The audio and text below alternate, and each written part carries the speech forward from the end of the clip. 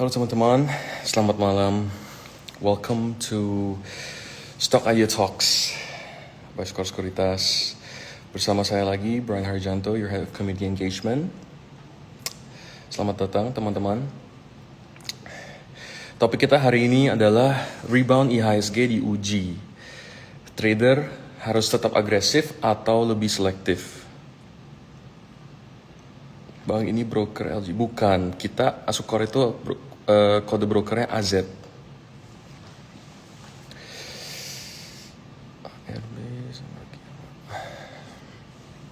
Ya teman-teman, kalau ada pertanyaan bisa langsung saja tanya di comment section yang nanti kita akan bahas. Hari ini kita ada live sama Ko Alex ya, Ko Alex Raharjo. Beliau adalah seorang community leader bernama Rintisan ya. Beliau adalah founder dari komunitas Rintisan. Mungkin kita mulai dulu ya, sambil menunggu Ko Alex. Yes, betul. Kita kemarin kita IPO Jelly dan PRDL. Sampai saat ini masih aman ya teman-teman. Masih arah terus. Oke, kita mulai dengan market update ya. Hari ini IHSG buka di 5865. Lalu sempat tertinggi high-nya di 5912. Kita tutup di 5912,44 tertinggi saat tutup, plus 0,67%. Oke, transaksi hari ini ada di angka 12 triliun ya. Masih cukup relatif, masih pelan ya, masih sangat pelan.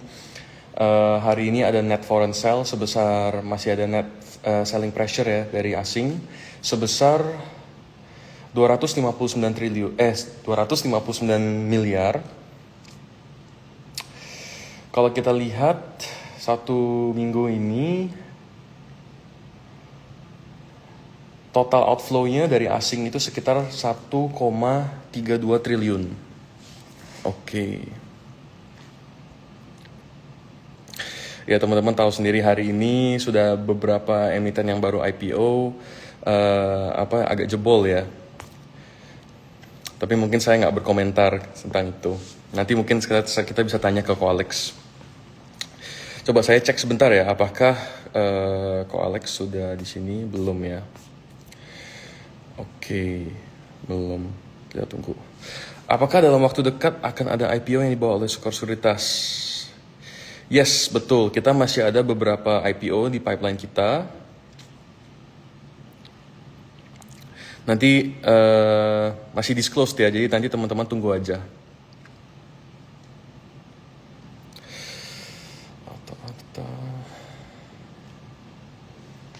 Oke.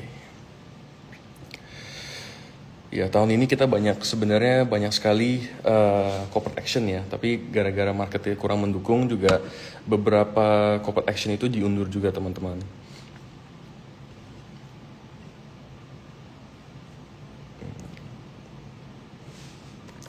Sebentar ya, saya panggil Ko Alex.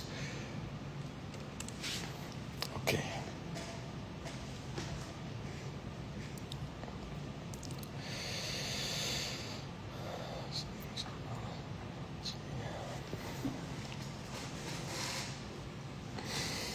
Didoain aja teman-teman ya, market mendukung, kita masih bisa harusnya kalau misalnya evaluasi masih cukup murah, masih bisa arah terus.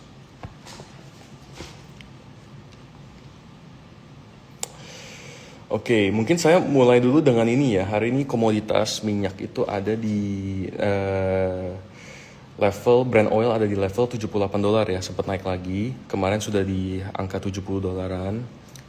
Ini mungkin dari kelanjutan eskalasi dari perang Amerika Iran ya teman-teman.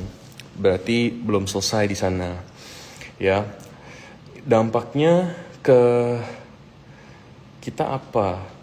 Yaitu adalah pasti tekanan APBN kita ya, karena kan kita masih mensubsidi BBM gitu. Nah, rupiah juga hari ini terus melemah ya, melemah against US dollar. Sekarang sudah di 18.80, 18.80. Berarti, nah ini sebenarnya nanti yang saya juga akan diskusi dengan Ko Alex karena ini agak apa ya, sudah dalam level psikologi ya, which is 18.000.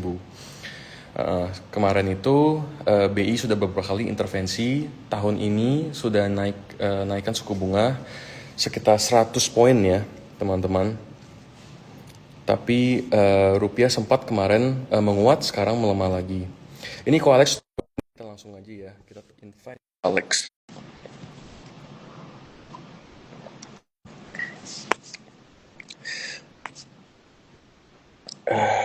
Halo, Ko Alex, udah di-invite nih. Teman-teman yang ada pertanyaan boleh langsung saja chat di comment section dan nanti kita akan baca. Saya akan tanyakan ke Ko Alex.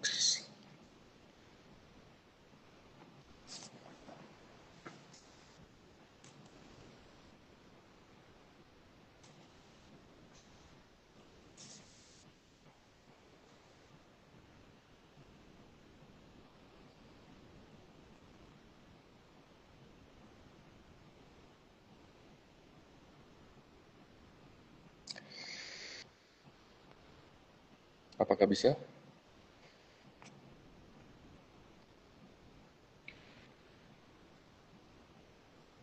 Sebentar ya teman-teman, ini ada kendala. Ko Alex, tulisannya sih di sini unable to join ya. Saya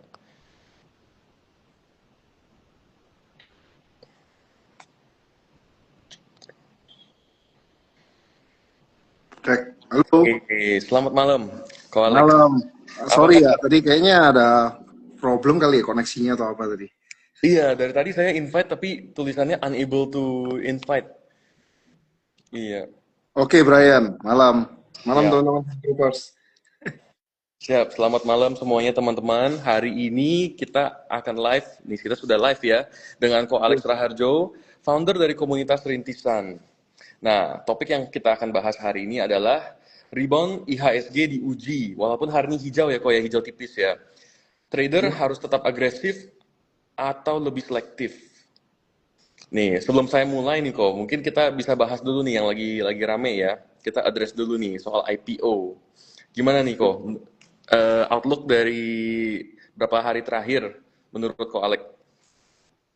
Oke, kalau bahas tentang IPO ya, Ya, Brian. Kalau yes. IPO saya rasa bagus-bagus ya, apalagi terutama yang underwriter-nya Sukor ya. Itu bagus ya dua-duanya. Keren Masih banget. aman ya kita ya? Masih aman Masih gitu aman. kan. Ya, Bersyukur. jadi IPO kita sempat vakum ya berapa bulan ya. Ya, Terakhir kan kalau nggak salah WBSA, kemudian diawali dengan baik oleh Sukor Sekuritas. Jadi saya lihat, ya, wah ini animonya juga luar biasa, Brian. ya. Antriannya bahkan pecah rekor ya, yang untuk PRDL ya. Betul, betul. Karena memang secara company juga bagus gitu kan. Ya, setuju kok, setuju. Secara company bagus, terus free float yang maksudnya jumlah shares yang lepas ke publik juga nggak gitu banyak. Jadi animonya luar biasa. Karena ya memang dari sisi investor retail kita kan udah beda dari mungkin 5 tahun yang lalu atau waktu awal-awal saya investasi saham gitu, 10 tahun yang lalu, jadi udah beda gitu. Ya, Investor retail sekarang udah banyak apa ya, kayak diedukasi mengenai IPO dan banyak story-story IPO sukses kan. ya, Bahkan analisanya itu ngelihat underwriter-nya gitu kan. Ada yang analisanya itu lihat underwriter-nya bukan lihat perusahaannya. Lihatnya setuju. underwriter-nya, lihat chance-nya dan lain sebagainya kayak gitu, track record underwriter-nya Iya, gitu. betul, betul. Sekarang banyak sekali itu ya, satu lot jadi McLaren. Perlu berapa kali arah gitu ya, kok ya. Ini mah mau pesan rumah di PIK 2 katanya. Amin aja kalau bisa arah 300 hari ya, amin gitu. Padahal kalau PRDL tuh nggak tahu deh, kalau yang dapat satu lot doang bayar parkirnya susah kayak Ibrahim tuh. Iya sih, emang itu karena memang mereka itu apa dana yang dibutuhkan hanya sangat sedikit ya kok ya, hanya Iya, sekitar 70 miliar. Jadi oke. memang itu sudah kita prediksi akan oversubscribe sangat banyak gitu Iya, ya. Karena memang kemarin WBSA itu kan mereka mencari kalau nggak salah 200-an miliar ya. Dan itu aja iya, itu pun oversubscribe sangat banyak, apalagi ini yang sangat kering barangnya iya, gitu. betul. Iya, jadi semua sesuai prediksi kita sih. sesuai prediksi. Iya. Ya semoga Oke, lama ya arahnya, semoga semoga lama. ya. Semoga. Kita sebenarnya kemarin saya udah agak ngeri-ngeri sedap karena kan kemarin ada sempat apa ya, emiten yang baru IPO, EMI ya, EMI sama hari Ini ini ya. JECX ya, JECX. Ya, JSCX hari ini malah dibuka ARB. Wah, kekunci itu. Iya, makanya itu juga kita cukup senang lah, maksudnya di market yang lagi tidak pasti ini kita masih bisa apa arah berturut-turut ya, berjilid ya, kita happy lah, Ya, cukup happy. ya. Oke. Dan kita kan kalau untuk IPO kan kita pantau ininya ya, buangan perharinya ya. Kalau Iya. JTX sih memang kemarin saya lihat udah, wah, kok tiba-tiba dibuang banyak gitu waktu closing Hmm. gitu. Jadi Iya. memang ada indikasi akan, kalau nggak ARB tadi ya lepas arah lah, ibaratnya gitu. Cuma Hmm. ya kan langsung di ARB-in ya, udah nasib itu yang ikutan. I see. Iya. Jadi untuk teman-teman yang mungkin gimana kok menurut menurut kok Alex nih, apakah waktunya untuk tambah posisi atau udah lepas aja? Untuk emiten apa nih maksudnya? Yang tadi ada kesempatan yang ARB tadi pagi. Oh, jadi kalau untuk jadi gini teman-teman, kalau saya ya untuk menganalisa IPO, memang kita bisa lah analisa peluang, underwriternya dan lain sebagainya. Tapi balik lagi itu kan ketika IPO-nya. Nah, ketika IPO selesai atau kita bicara corporate action, reissue dan lain sebagainya, biasanya valuasi perusahaan itu akan kembali ke fundamentalnya. Jadi ya jangan lupakan fundamental perusahaan itu. Kalau memang valuasinya masuk akal di harga IPO kemarin atau udah ARB 2 kali dan itu harganya udah murah, ya silakan masuk gitu. Jadi kita kembali lagi ke valuasi sih, Iya, kayak gitu. setuju.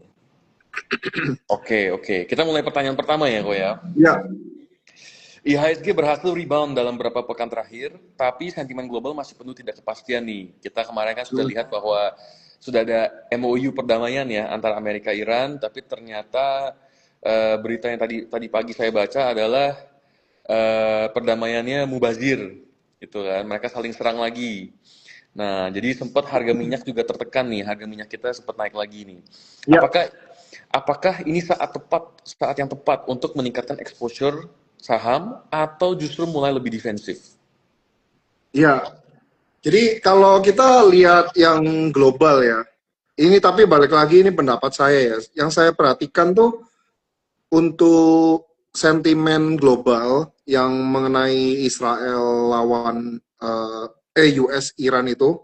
Ya. Jadi saya lihat tuh sepertinya Trump itu lebih ke arah kayak mau menstabilkan harga oil aja gitu. Kemarin kan sempat ratusan, seratusan, terus Mm-mm. turun 90, 80, akhirnya sampai turun banget 70. 60 gitu kan. Oh iya, iya. Terus bahkan sampai 60-an lah. Ya Ya. nggak 60 kecil ya, tapi Mm-mm. 68 apa gitu. Terus Ya.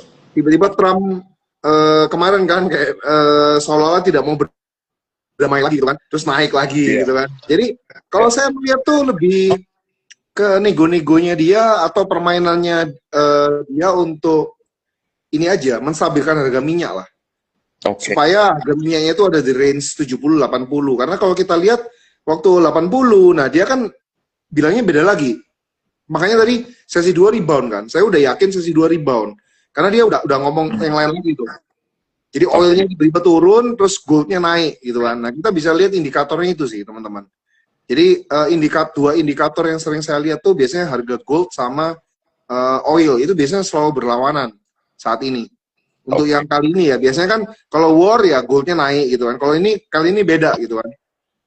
Ketika Oke. sentimen negatif, oilnya naik, goldnya turun, di XY-nya naik gitu. Jadi US dollarnya strong gitu. Nah, itu biasanya kayak gitu tuh. Itu indikator market akan koreksi, technical correction lah untuk sementara seperti kemarin ya kan. Oke. Nah, tapi secara technical analisis sebenarnya ISG kemarin juga kena resisten, Brian. Jadi ya saya rasa kayak pas gitu.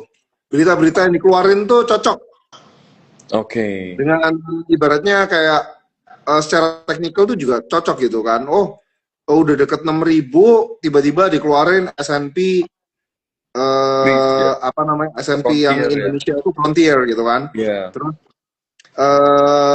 tiba-tiba Trump. Nah jadi kayak pas aja gitu kan. Iya. Menurut saya sih pas aja. Ya memang correctionnya jadi lebih lebih besar gitu kan. Cuma ya memang pas udah kena resisten. Tapi saya lihat dijaga di supportnya gitu. Dan terbukti hari ini rebound. Memang market Asia juga membaik semua ya karena baik lagi karena Trump beda lagi kata-katanya. Nah seperti itu. Nah tapi kalau misalnya menjawab pertanyaan Brian tadi ya, Mm-mm. apakah sudah mulai agresif? Apa namanya? Apakah tetap harus bertahan? Kalau menurut saya sih kita gradually aja, jangan kayak langsung all in. Jadi Iya. modulnya itu menurut saya saat ini kalau misalnya memang teman-teman nggak pede, ya mode bertahan juga silahkan gitu. Kalau misalnya Oke. teman-teman masih pede mau trading, saran saya dana lebih kecil aja daripada market bullish. Karena marketnya belum menunjukkan bull ya untuk ISG ya, gitu. Oke, oke. Itu tadi ada yang tanya satu teman yang tanya proyeksi S&P kira-kira gimana nih kok?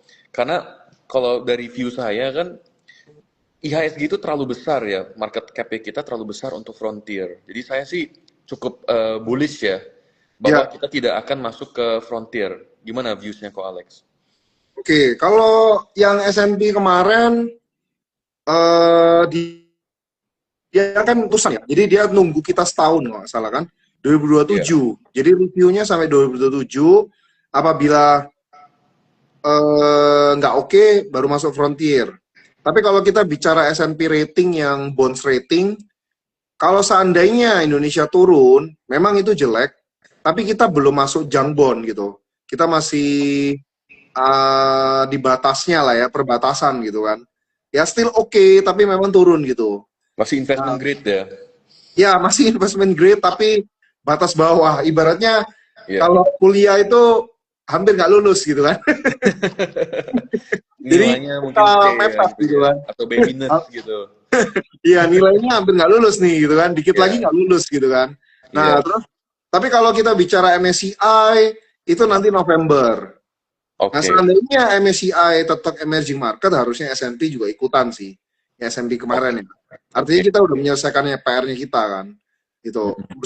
Bursa dan OJK udah menyelesaikan PR-nya, terutama bursa. Nah, tapi kalau misalnya kata Brian tadi ya, size-nya kita terlalu besar untuk emerging, ya saya ada setuju juga gitu kan. Mm-mm. Cuma ya balik lagi ya, kebijakan seperti itu kita nggak ada yang tahu gitu.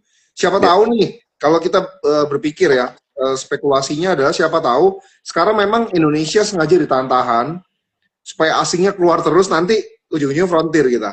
Ya itu juga bisa terjadi, ya kan? Hmm. Ibaratnya kayak dicicil jual lah saat ini gitu. Itu juga bisa terjadi. Cuma yang saya yakini apapun keputusan nanti itu kita stay atau kita frontier, menurut saya sih lebih baik ada keputusan dibandingkan dengan kita digantung seperti ini.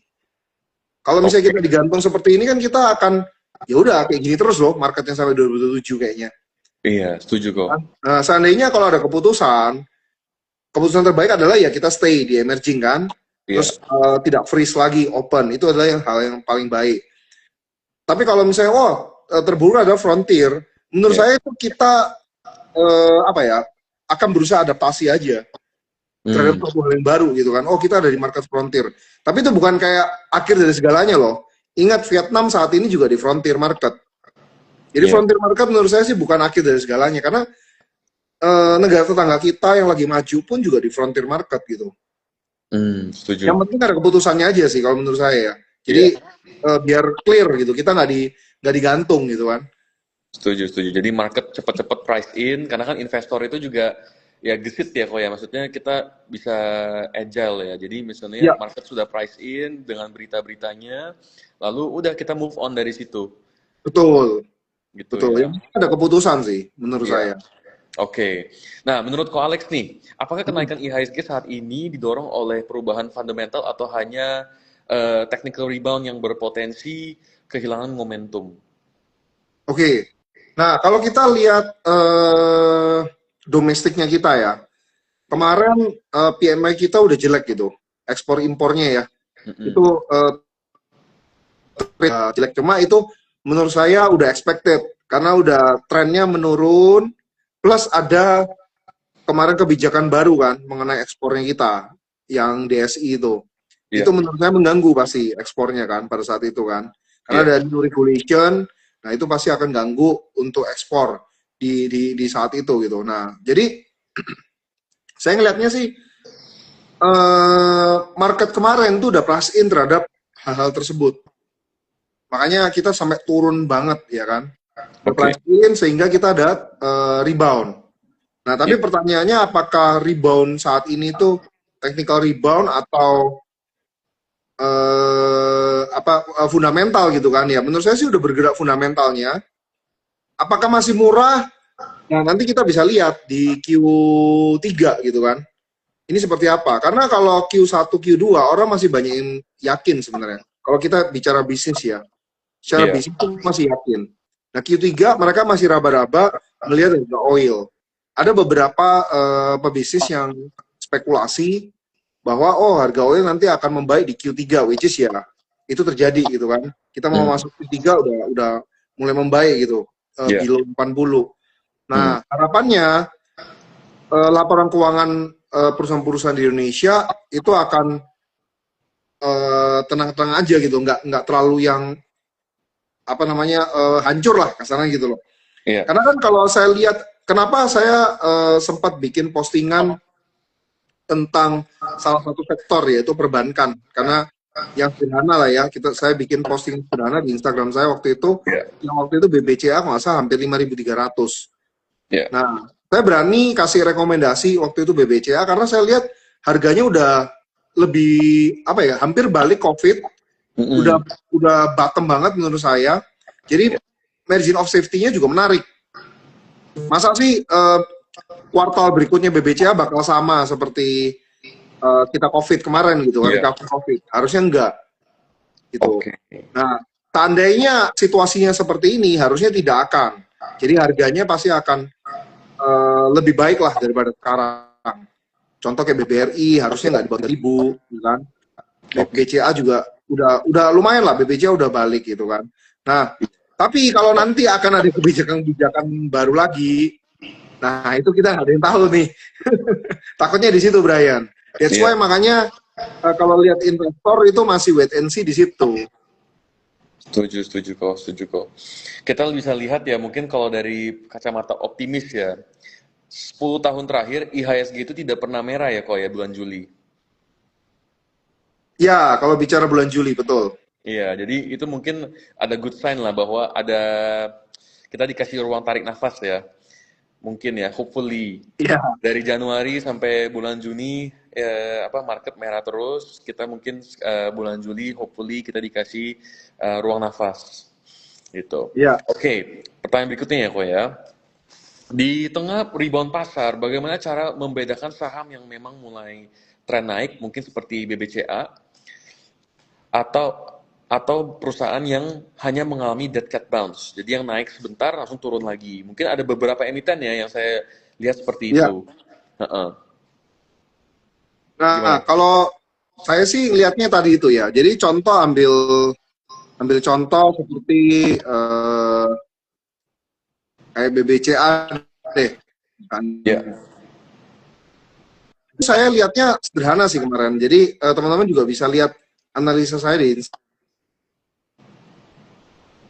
analisa sederhana. Jadi saya ngelihat, oh ini keuangan earning per share-nya BBCA itu jauh di atas waktu COVID, tapi harganya udah mendekati COVID. Udah oke, sesimpel itu sih yang saya analisa waktu itu. Jadi price earning ratio-nya, price book value-nya itu udah masuk di -2, bahkan di bawah -2 standar deviasinya gitu. Jadi udah jauh di bawah rata-rata. Nah, oke. itu kalau kita bicara perbankan kemarin, terutama di BBCA.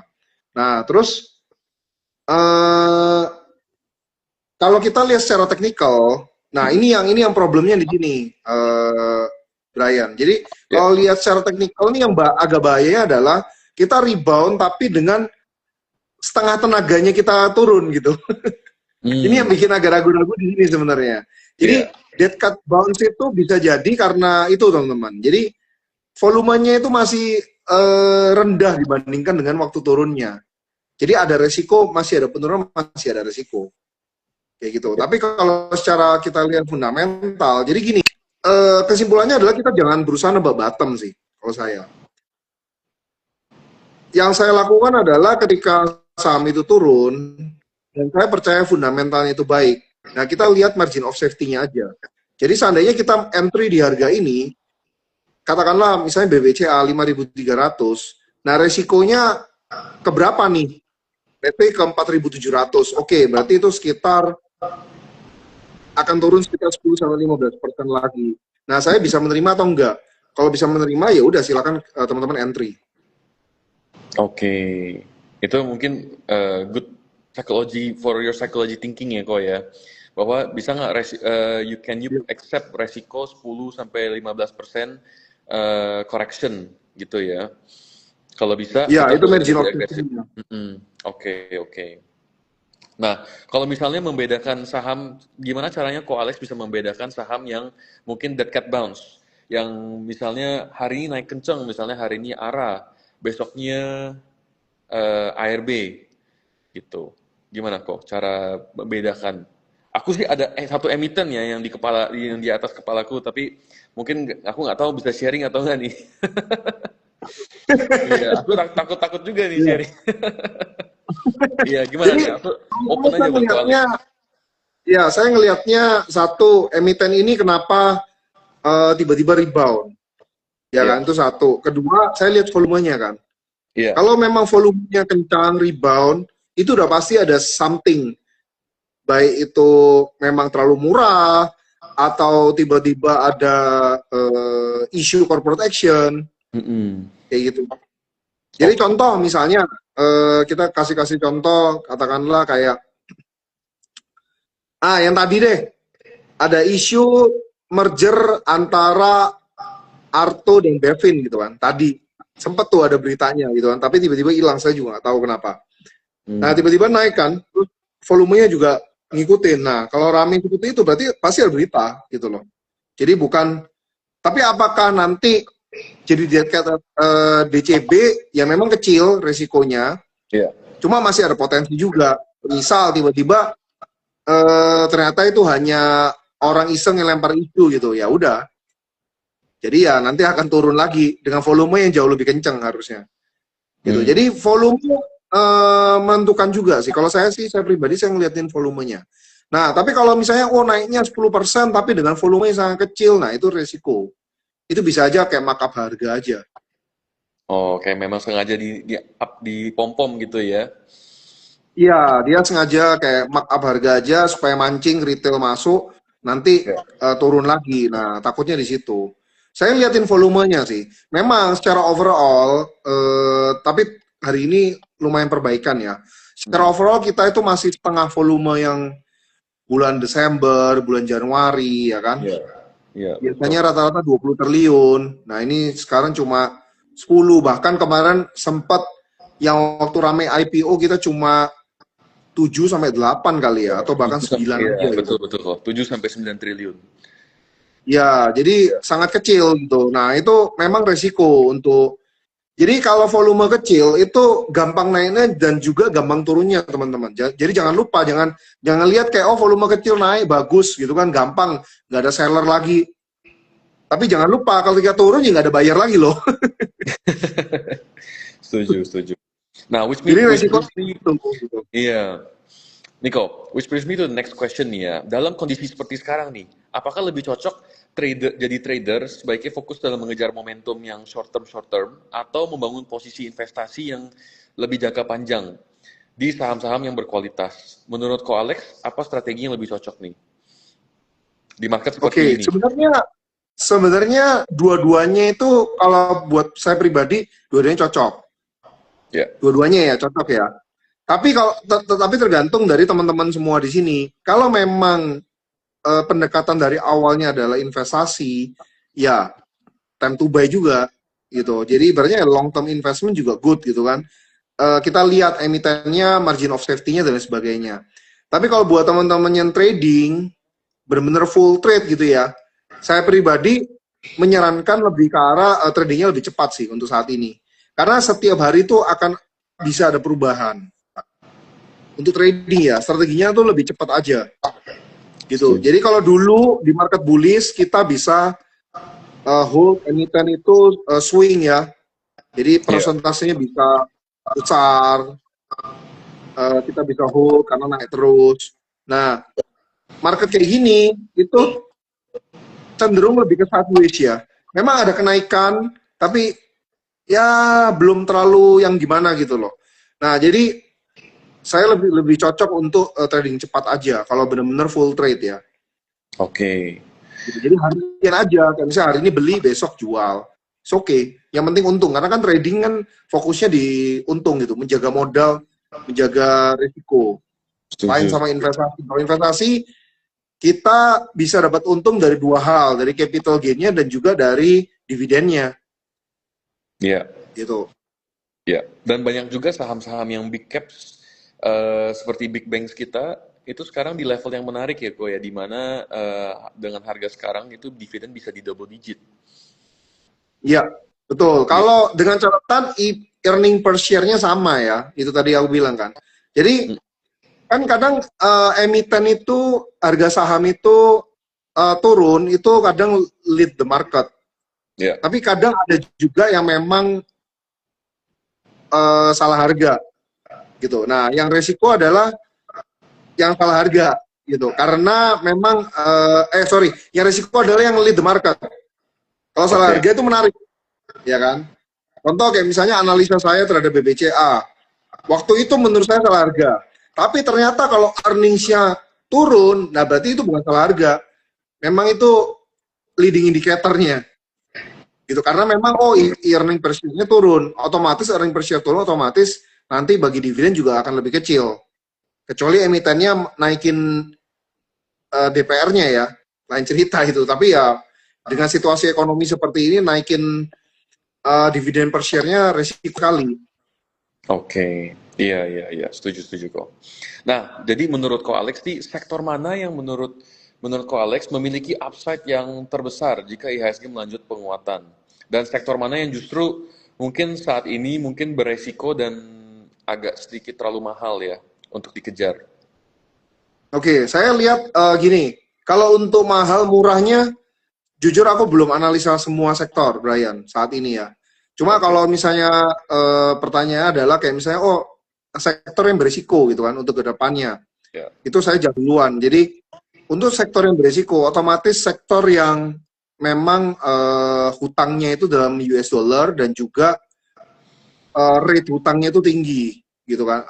Hutangnya tinggi sekali karena rate rate untuk BI rate itu saat ini itu sangat tinggi teman-teman. Nah itu sangat berisiko. Contoh misalnya yang berhubungan dengan telco, terus yang properti, ya kan tower-toweran itu resikonya tinggi saat ini. Terus oke, importir dan sebagainya. Nah itu resiko sangat tinggi. Gitu. Itu yang sangat tinggi resikonya. Nah nanti tinggal teman-teman lihat kan sektor ini itu emitennya apakah salah harga atau memang leading indicator price-nya ya, dia. Terus eh, saham-saham yang diunggulkan itu sebenarnya adalah ini balik ke tahun berapa ya? Saya agak lupa ya. Yang setelah COVID lah ya, yang bunganya tinggi gitu kan. Nah itu mm-mm. saham-saham yang diuntungkan adalah sebenarnya komoditi.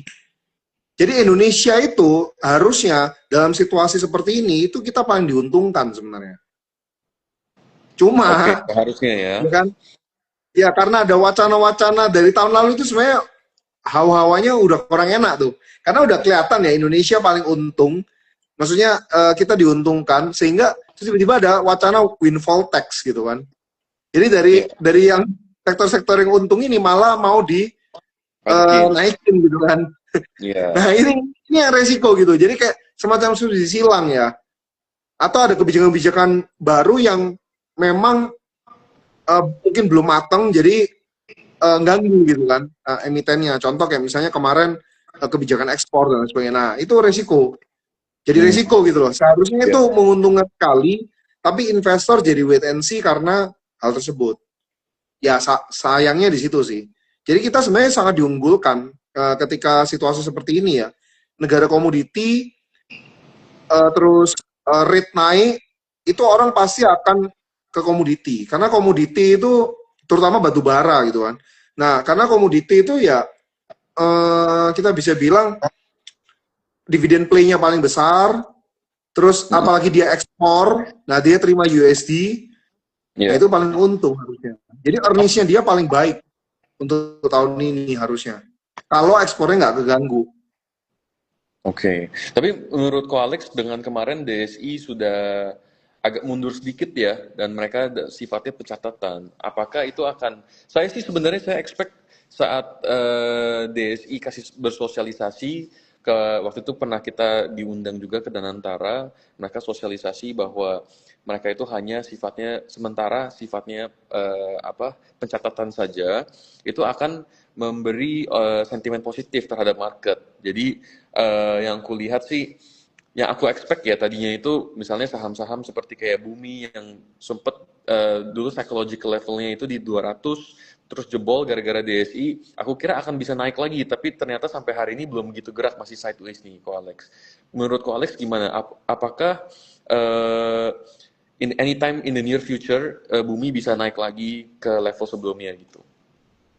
Ya, ya Ya, sesuai dengan statementku di awal tadi. Jadi ini investor saat ini wait and see dulu kan. Dia ngeliatin nih oke. impact-nya bagaimana.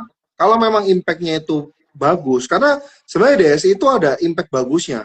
Kalau memang dia hanya pencatatan, jadi kan Ya, yang transfer pricing, ya kan, under invoicing itu akan hilang. Kan tujuannya itu sebenarnya. ya, Tujuannya itu. Nah, ketika under invoicing itu hilang, maka otomatis nih harusnya semua invoice-nya kebuka semua, harganya harga actual price ya kan. Jadi ya. emiten-emiten itu IPS-nya akan naik rame-rame harusnya. Hmm, Logikanya demikian tuh. Nah, ya, jadi lebih bagus harusnya seperti itu. Jadi kayak contoh kayak emiten Bumi itu jadi lebih bagus harusnya. Kalau memang ini dijalankan dengan baik ya, sesuai dengan tapi kan investor kan apa ya kayak nggak mau spekulasi kayaknya Brian. Jadi dia wait and see dulu. Jadi memang rentang price-nya ya di sini-sini aja. Itu oke. sih yang aku lihat ya. Jadi banyak investor saat ini tuh wait and see karena mau Ya, lihat hasilnya. Karena kan hasilnya belum ada nih ya. saat ini. Yang ada ekspornya kita keganggu, ya kan? Yang ada itu Mm-mm. tuh yang kemarin. Makanya trade balance kita berantakan.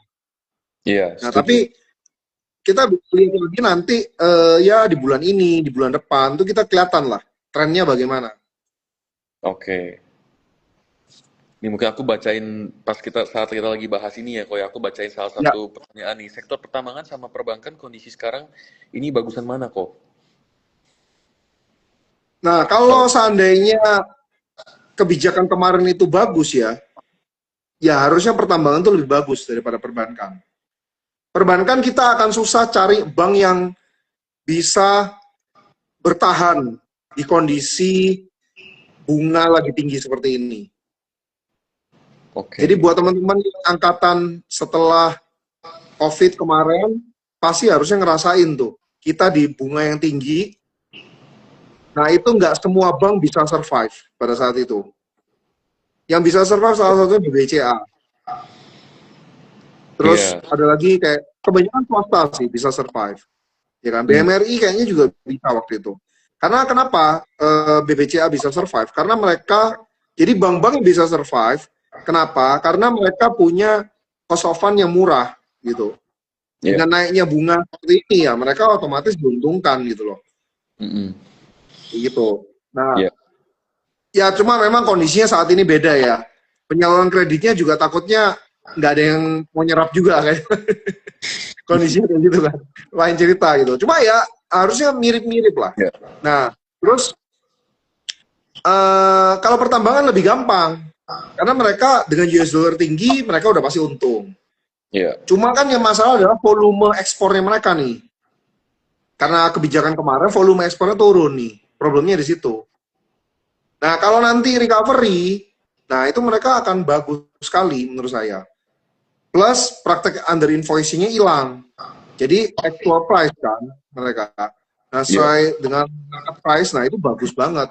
Di volume benar, price-nya benar, itu akan earning per share-nya pasti meningkat sekali dengan US dollar yang seperti ini ya.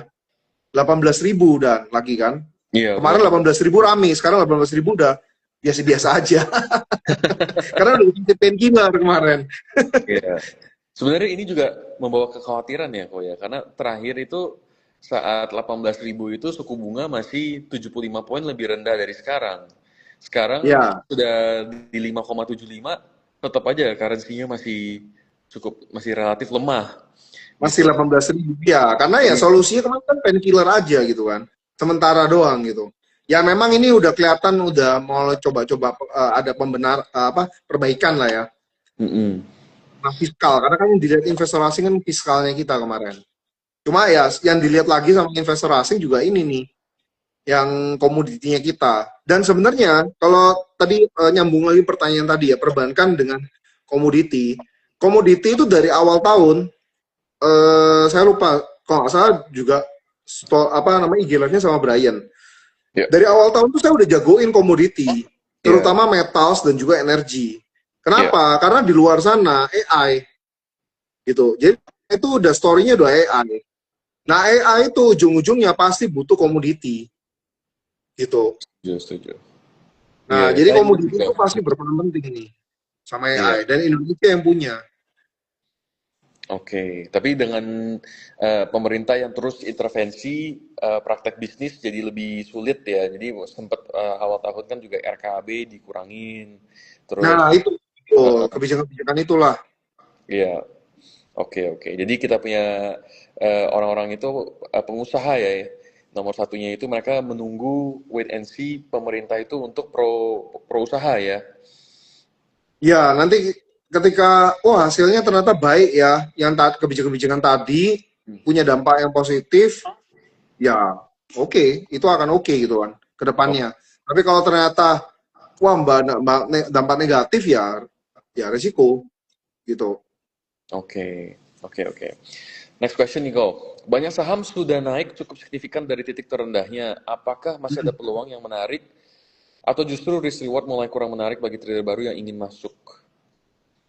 Ya, kalau kita bicara seasonality ya, seasonality-nya kita, nggak usah kita deh, global, itu Juli itu pasti bull. In Oke, this month ya, aku nggak ngomong Juli ke belakang nih. Kita ngomong bulan ini dulu deh. ya, Bulan ini harusnya hijau ditutupnya. Baik oke, itu di US, mau di sini, itu trennya selalu seperti itu. Makanya kebijakan-kebijakannya global itu juga mendukung untuk bull marketnya kan. ya, Nah, Indonesia pasti akan ketularan lah kalau sentimen globalnya bagus gitu. Kecuali sentimen domestiknya ada yang aneh-aneh lagi gitu kan. Nah, ya. kalau ditanya ini kesempatan untuk entry atau enggak, menurut saya kesempatan untuk trading lah Untuk gitu. trading ya. Untuk di hold lama banget, kalau teman-teman investasi oke. Tapi kalau misalnya nggak invest, mau swing, aku nggak saranin sih Brian saat ini. Saya tidak sarankan. Karena Oke, resiko ya. Karena kita lihat dulu nih ISG-nya bisa break 6.000 atau enggak. Kalau stay di sini-sini aja ya berarti kan cuma ya udah 5.850, ya, 6.000 udah bolak-balik mondar-mandir aja itu. oke, One break 6.000, nah itu akan lebih menarik. Nanti 6.000-nya jadi support. Kalau by technical seperti itu ya. ya, oke. Menarik kok. Oke, bagaimana strategi manajemen resiko yang ideal ketika pasar sedang dalam fase transisi naik atau mungkin kita mulai sideways ya, masih rentan terhadap sentimen negatif dari global maupun domestik kita. Ya, ya jadi balik lagi ke teman-teman sih kalau itu personal ya. Kita untuk saham ini kita mau investasi atau mau full trade gitu. Kalau saya pribadi, saya bagi dua. Cuma untuk saat ini mode saya lebih banyak untuk trade gitu karena banyak ketidakpastian. Jadi Ya, hari ini bisa apa, besok bisa apa. Cuma karena satu orang itu bisa menentukan pergerakan global gitu. iya, Satu iya, orang baik yang di dunia maupun yang di lokal kita gitu kan. Nah, jadi sama-sama gitu. Kebijakannya itu kita nggak ada yang tahu, kita nggak bisa tebak gitu kan. iya, Nah, itu resiko menurut saya. Jadi lebih banyak untuk di trade. Nah, kalau di trade otomatis ya teman-teman harus disiplin. hmm, Jadi kita disiplin aja. Misalnya kita tentukan, oke kalau jadi macam-macam ya tergantung strategi teman-teman. Misalnya, oh saya minus 5% langsung cut loss, oke. Saya plus 5% langsung take profit, ya oke. Atau mungkin kita disiplin berdasarkan support dan juga resisten, ya silahkan. Oke. Kayak gitu. Kalau saya sih lihatnya dari support resisten. Jadi ketika udah breakdown dengan volume yang tinggi, udah otomatis saya cut aja gitu. Oke, oke. Jadi sekarang itu sebenarnya lebih cocok untuk kita namanya tektok ya kok ya. Jadi masuk Ya, naik sedikit kita take profit ya. Beda seperti mungkin tahun lalu second semester tahun lalu ya, di mana kita buy and hold kita bisa bisa dapat mungkin 40%, 50%. Sekarang mungkin kita 20 apa 5 sampai 10% kita udah TP. Besok beli hari ini, besok jual terus nanti cari ya, yang turun kita beli lagi gitu ya kok ya. ya, survival mode-nya kurang lebih seperti itu ya. Kalau saya lihat ya untuk marketnya, karena masih banyak yang ragu-ragu ya kan. Terus ya dilihat dari mana sih ya? Kita lihat transaksinya aja teman-teman. Kalau misalnya PD semua, nggak mungkin transaksi di bawah 10 triliun. Transaksi hari ini cenderung oke ya kan. Iya, Mungkin ya kalau misalnya dana IPO kembali terus banyak yang kembali ke market bisa jadi gitu kan. iya. Kayak kemarin tuh di bawah 10 triliun tuh berarti market nggak pede sih. Nggak ada yang transaksi gitu. Oke. Ya, karena memang kebijakan pemerintah juga masih belum jelas dan masih banyak rating yang belum keluar kok. Jadi mungkin investor masih pada wait and see ya. Iya, iya, terutama itu tadi. Jadi ketika MSCI masih gantung kita, Hmm. nah itu ibaratnya nih saham itu mau naik, asing jualan terus gitu loh. Jadi itu yang bikin ragu-ragu gitu kan. Iya, Kayak selalu dan kita lihat outflow asingnya terus-terusan gitu. iya konsisten. Iya, jadi bukan berarti kita sangat tergantung asing ya teman-teman ya. Contoh kayak COVID, itu ISG kita bisa pulih around 50% itu tanpa asing. Asing tetap outflow. Hmm. Nah, market yang sekarang saya lihatnya itu eh, asingnya tetap outflow, tapi domestiknya juga nggak pede gitu loh. Kecuali yang kemarin ya, itu benar-benar didorong. Ya karena udah benar-benar turun banget. Dan kemarin kan saya juga lihatnya ada indikasi karena SpaceX mau IPO juga. Jadi itu ada hubungannya lah di minggu-minggu itu kan. Jadi ya menurut saya sudah salah harga gitu. Karena udah turun sekali, terus Iya, asingnya outflow-nya luar biasa gitu kan. Saya lihat, oh ini nggak ada apa-apa harusnya gitu. Karena iya. mungkin SpaceX mau IPO, jadi ya sebagian karena semuanya outflow gitu. Korea juga outflow waktu itu, chip-chip set Hmm. outflow semua Iya, pada saat iya. itu. Nah, tapi kalau sekarang kita lihat tuh belum pede juga gitu domestiknya, terus asingnya juga outflow-nya juga nggak berhenti berhenti. I see. Iya, iya. Saat itu sih seingat saya ada itu ya, ada press con ya dari Sufmi Dasko untuk apa beliau menghimbau Bang Himbara untuk buyback sahamnya. Jadi ada sentimen Ya, positif lah. Hmm. ya itu sentimen positif. Jadi kan pede kan, Iya, domestiknya pede gitu. Nah sekarang tuh ya udah stay aja di sini. Ya karena mungkin buat sebagian besar investor ya ini harga yang cocok aja gitu untuk situasi saat ini. Gitu. Jadi oke. tidak salah harga ya kan. Jadi butuh katalisnya lagi ibaratnya gitu loh. Ibaratnya Iya. kayak orang sakit nih berbaring, nah itu Mm-mm. butuh boosternya gitu kan. Iya. Anggap aja indeks kita lagi sakit ya, kurang lebih kayak gitu Brian. Jadi butuh boosternya, katalisnya apa nih? Nah, Mm-mm. contoh kayak misalnya tadi, oh ada berita dikit, Arto, Devin mau eh, apa merger gitu kan, langsung transaksinya tinggi. Iya. Tadi Raja, ada yang stock tanya tuh split, kok. transaksi tinggi. Ada yang tanya besok boleh nggak entry untuk Arto? Ah, saya belum cek sih, saya masih cek volumenya sih, sama super resistennya. Oke.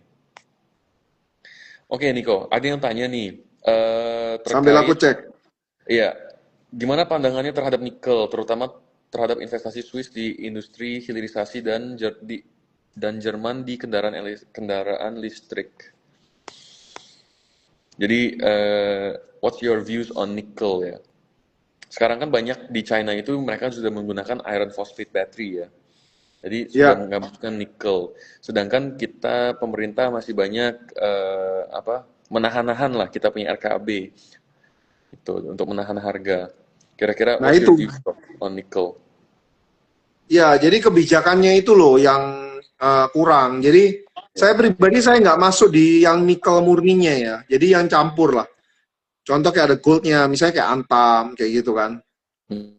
Terus MDKA juga ada nikel, ada copper gitu. Jadi saya mix trading di emiten-emiten yang Iya. seperti itu. Karena kalau full nikel buat saya resiko sih. Oke. Iya. Setuju sih kalau Terus, sependapat terus kita. jawab yang Arto ya.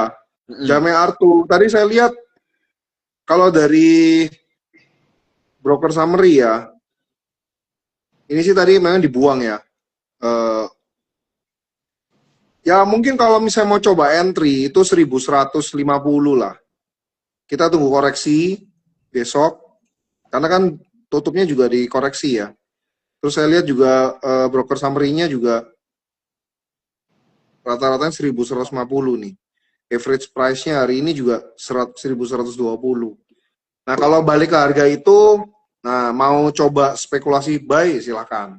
Tapi balik lagi ya, ini dia volumenya tinggi, transaksinya besar, karena tadi ada keluar berita tadi loh. Kita nggak ada yang tahu tuh keluar berita seperti Mm-mm. itu tujuannya ada yang mau exit atau bagaimana gitu. Iya, setuju. Apalagi Ya, Arto ya, kok ya. Arto kan memang alpha stock ya. ya. Oke. Nah, seberapa besar trader perlu memperhatikan faktor eksternal seperti pergerakan S&P 500, harga minyak, nilai tukar rupiah yang melemah, dan arus dana asing dalam menentukan keputusan trading di IHSG? Oke. Kalau S&P, Nasdaq, menurut saya sih udah nggak relevan ya sama kita. Waktu zaman COVID ya, oke relevan ya. Kayak misalnya, oh ini naik, kita naik juga, ya kan. Udah beda, gameplaynya udah beda. Mereka ibaratnya nih, Nasdaq 100, S&P itu isinya udah chipset, ya kan, AI yang berhubungan dengan AI, chipset, bahkan udah berhubungan dengan luar angkasa gitu kan. Ya, Kita masih membumi nih, masih bumi nih Brian. Nah jadi jadi udah nggak bisa dibandingin. ya, Cuma komoditi kita memang sangat menjadi supporting sistemnya mereka gitu. oke, So kalau aku pribadi aku nggak ngelihat market US. Saya ngelihatnya itu bisa jadi gini ya, bisa jadi market US turun kita yang naik itu bisa jadi. Karena kan kalau kita dari point of view fund, mereka kan juga lihat ya, wah ini AI udah tinggi sekali valuationnya. Mungkin udah saatnya untuk masuk ke supporting sistemnya. Makanya hmm, salah satu saham di Jepang kan waktu itu Toto naik naik tinggi loh, ya, yang produksi toilet itu kan, karena kan memang ternyata dipakai untuk produksi ininya jadi supporting sistemnya loh, yang kacanya itu. Nah, terus keramiknya ya. Nah, terus jadi yang dilihat apa? Nah, kalau saya lihatnya itu tadi gold, oil. Itu menurut saya pengaruh. Teman-teman bisa lihat itu. Kemarin contoh kayak kemarin Trump ada bilang apa? Oilnya naik kan, naik ISG kita correction. ya, Gitu. Oil terutama teman-teman. Jadi kalau oilnya tinggi, naik, nah itu potensi koreksi indeks kita. oke. Gitu. Kalau oil Dan itu naik ya, kelihatan banget di live market kelihatan banget. Contoh kayak tadi sesi 2 membaik kan. Saya udah yakin tuh pasti membaik sesi 2 gitu. Ada beberapa teman dan juga klien saya chat gitu. Wah, ini pasti sesi 2 membaik. Walaupun ditembaknya di akhir ya. Cuma yakin membaik gitu. Kenapa? Karena tiba-tiba goldnya naik 1%, oilnya turun lagi gitu. oke, Jadi itu dua itu yang relate plus tadi US dollar US dollar IDR. Nah, cuma kan ya, masalahnya US dollar IDR ini ada dua faktor yang menyebabkan itu naik, ya kan? Satu, memang kalau di XY-nya naik. Nah, tapi kalau di XY naik, artinya ya memang oil juga lagi naik gitu. So ya, itu juga bad. Nah, akan lebih buruk lagi ketika DXY-nya naik, IDR-nya melemah. Kayaknya kalau hari ini tuh IDR-nya cukup melemah ya. Soalnya kalau ya, lihat dari Singapore dollar, Australian dollar, kita juga kalah semua nih hari ini. betul. Kita juga Nah, melemah makanya, lawan semuanya. Mm-mm. nah itu makanya yang jadi was-was tuh di situ sebenarnya. Nah, itu menjadi salah satu faktor juga nggak? Ya, menurut saya iya. Karena kalau misalnya currency kita melemah, investor asing ya juga males teman-teman untuk investasi gitu.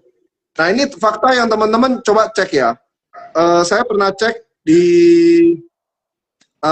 apa namanya di aplikasi, contoh seperti TradingView gitu ya. Teman-teman cek kalau selama ini kan kita lihat indeks kita ISG ya kan, Composite in Currency IDR gitu kan. Nah teman-teman cek Composite in Currency US Dollar. Kita tuh sebenarnya dari 2011 nggak kemana-mana teman-teman. Gitu. In term of ISG dalam US Dollar. Jadi kita nggak kemana-mana, cuma sideways saja gitu. Karena rupiah kita Nah terus itu year yang on year menyebabkan devaluasi ya investor kok ya. asing juga males gitu. Kenapa? Itu karena kita punya rupiah year on year itu devaluasi ya. Iya betul. Jadi memang indeks kita naik, tapi rupiahnya turun terus. Jadi dari point of view asing itu ya memang nggak kemana-mana. Cuma kan nggak kemana-mana itu maksudnya sideways ya. Jadi ketika turun ya pasti akan naik nanti. Nah makanya kalau currency-nya melemah, nah itu otomatis kan buat apa saya investasi? Makanya mereka pada tarikin lagi. Oke oke. Nah, menurut Ko Alex nih, apakah dalam waktu dekat nih kan inisiatif B50 hilirisasi sawit ya minyak sawit untuk menjadikan bahan bakar, berarti kan kita idenya adalah untuk mengurangi impor minyak dan Ya, ketergantungan impor gitu. Jadi kan kita punya tekanan untuk beli dalam US dollar itu akan berkurang. Nah, menurut Ko Alex, apakah dalam jangka pendek ini akan membuat rupiah menguat? ya. Jadi technically ya sebenarnya Ibrahim harusnya. Jadi kan beberapa strategi pemerintah untuk memperkuat rupiah adalah yang mengurangi impor salah satunya kan. Ya. Plus tadi kayak misalnya kenaikan BBM domestiknya kita itu juga membantu menstabilkan IDR-nya kita sebenarnya.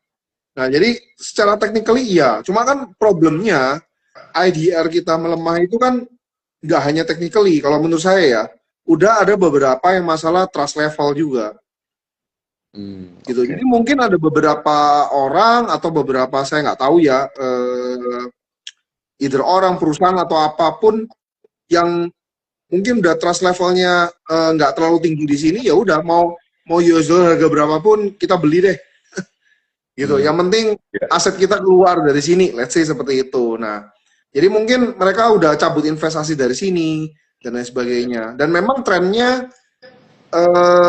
dari sisi perbankan kan seperti itu. Memang kemarin di blow up ya sama Ya. Bloomberg, cuma itu sebenarnya udah berita lama gitu.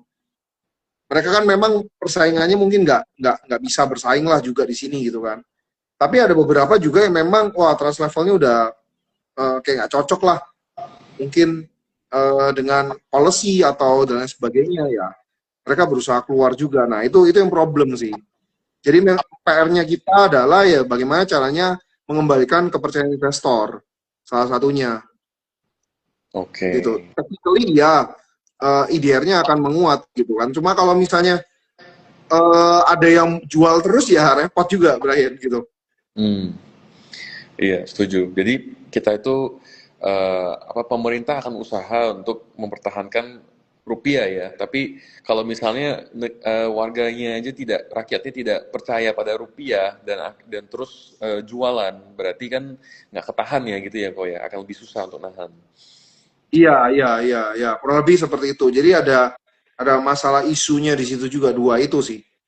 Harus Ya, jadi dibenerin harus lah membalikan kepercayaan gitu. kepada publik ya. Oke. Nah, jika Ko Alex harus menyusun strategi trading untuk 3 bulan ke depan, apa pendekatan yang lebih tepat? Apakah pendekatan yang lebih tepat adalah agresif mengejar momentum yang tektok-tektok trading atau lebih selektif menunggu setup dan probabilitas keberhasilan yang tinggi? Iya, kalau aku pribadi melihat hal seperti ini, jadi gini teman-teman, buat teman-teman yang terutama yang baru ya, ini menjadi ajang teman-teman untuk belajar juga. Karena kalau misalnya kita bicara market bullish, kita mau sombong, itu kayak ibaratnya, mohon maaf nih, orang yang newbie pun juga bisa jago trading gitu. Justru ketika situasi seperti ini, teman-teman bisa punya apa namanya tingkat mungkin win rate yang tinggi atau keberhasilan yang tinggi. Nah, itu berarti artinya teman-teman makin pintar gitu di sini. Gitu untuk secara trading atau lebih disiplin ya. Nah, tuh kalau saya pribadi untuk strategi ke depannya, jujur saya juga ibaratnya kayak belajar lagi lah untuk tahun ini kan. Ya. Nah, untuk ke depannya itu saya lebih banyak untuk trading yang based on apa ya kayak lebih cepat ya kan. Satu dari sisi durasinya lebih cepat, terus based on momentumnya juga gitu. Oke. Karena kita lihat kan dengan volume yang kering seperti ini terus tiba-tiba ada momentum itu biasanya kencang Hmm. gitu. Tapi ya cepat aja. Beda kayak Iya. dulu kan, kayak misalnya kalau kita bicara bandingkan dengan kuartal 4 2025 deh. Ya. Let's say, wah ada isu nih perusahaannya mau corporate action ini.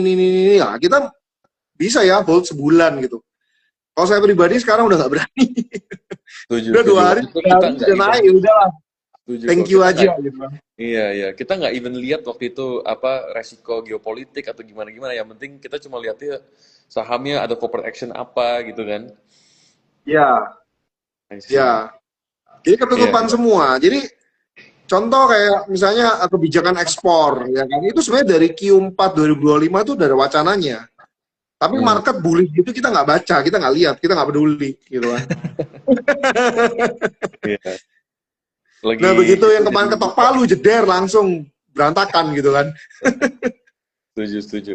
Oke, kok mungkin sebelum kita tutup nih, apakah kok Alex ada tips buat teman-teman yang kemarin ikut IPO dan sekarang megang mungkin warga retail ya, mungkin yang punya 1 sampai 2 lot atau 1 sampai 3 lot gitu. Kok Alex ada tips nggak buat mereka? Oke, kalau IPO sih tips saya lihat transaksinya aja sih. Jadi kalau memang udah tiba-tiba ada yang jual banyak gitu ya, ya udahlah itu satu. Itu jadi gini, pertama benerin dulu mindsetnya. Jangan Oke. punya mindset untuk jual di pucuk. Nah, itu bahaya banget mindset seperti itu. Karena Hmm. ujung-ujungnya kita akan kalah dengan orang yang punya uang lebih besar gitu. Hmm. Jadi kita jangan punya mindset seperti itu satu. Ilangin dulu lah mindset jual di pucuk. Yang Ya. kedua, ya punya mindset untuk ya kita enough gitu kan.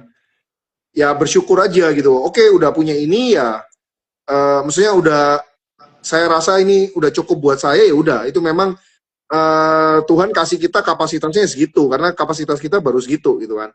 Nah, berikutnya kalau secara teknis saya akan lihat ini udah mulai banyak yang jualan atau enggak. Nah, kita lihat nih lot-lotnya gitu kan. Kalau kayak wah udah mulai banyak-banyak yang jual dan lot besar-besar, nah itu tanda-tanda udah mau selesai nih kalau kita bicara arah-arahnya ya. Tapi Hmm. belum tentu naiknya bisa jadi masih bisa naik gitu kan. Contoh kayak BACH tadi ya, turun terus naik lagi. MI juga gitu, hari pertama naik cuma sedikit terus naik arah terus turun lagi. Nah, bisa jadi seperti itu.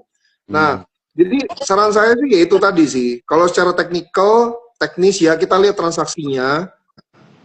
Nah, kalau transaksinya masih kecil tuh volumenya masih kecil, berarti ya masih ada potensi untuk naik gitu. Oke, oke, oke. Jadi lihat volume aja ya, lihat volume sama price sell action nih. Ya, Oke, ya, by technical seperti itu ya. Dan valuation. Jadi oke. contoh nih, misalnya Rans misalnya. Ini saya kasih contoh yang belum ya, Rans misalnya. Dari awal saya udah lihat valuasi yang cocok, yang masuk akal buat dia itu berapa gitu misalnya. Ya, Terus saya bandingin ya, contoh nih, Rans tuh kalau nggak salah 2 triliun ya, ya, IPO-nya 2T ya. mm-mm, Nah 2T, katakanlah kalau beggar berarti jadi 4T dong. ya. Nah 4T ini saya bandingin gitu kan, 4T ini sama dengan perusahaan apa gitu loh. Masuk akal nggak kalau Rans dihargai 4T? Gitu. Kalau misalnya teman-teman Oke, merasa udah nggak masuk akal, berarti ya siap-siap oke. gitu loh. Tapi namanya IPO, corporate action, nggak masuk akal tuh bisa terjadi juga teman-teman. Contoh kayak misalnya RLCO gitu kan, bisa naik terus gitu. Itu bisa jadi gitu. Iya, Nggak ada yang salah gitu kan. Cuma ya pasti nanti dia akan kembali ke valuasi yang wajarnya dia. Kayak oke. gitu. Karena balik lagi kan IPO itu kan transaction. Jadi apa namanya supply and demand yang menggerakkan itu. I see. Oke, oke. Gitu Mantap sih sekali kalau kok. aku ya. Jadi ya pertama Mm-mm. dianalisa dulu kewajarannya. Nah, setelah itu baru lihat transaksi teknikalnya itu ya, teknisnya transaksi per harinya itu. Ya, oke, oke. Keren banget kok. Thank you so much. Mungkin buat Ya, teman-teman yang baru sama-sama join, Brian. mungkin bisa dapat satu atau dua tips ya dari Ko Alex ya. Oke. Nah, untuk teman-teman yang telah join, nggak usah khawatir karena live ini akan diupload di IG Sekuritas ya. Oke, kita tutup di sini dulu ya, Ko Alex ya, untuk malam Ya, ini. Terima kasih, thank Ko you. Alex, telah luangkan waktu untuk kita punya IG Live hari ini. Sampai ketemu di Stock Idea Talks berikutnya. Thank you, Ko. Ya, thank you. See you teman-teman. Yo, Cuan cheers. Trooper. See you Brian. Thank you.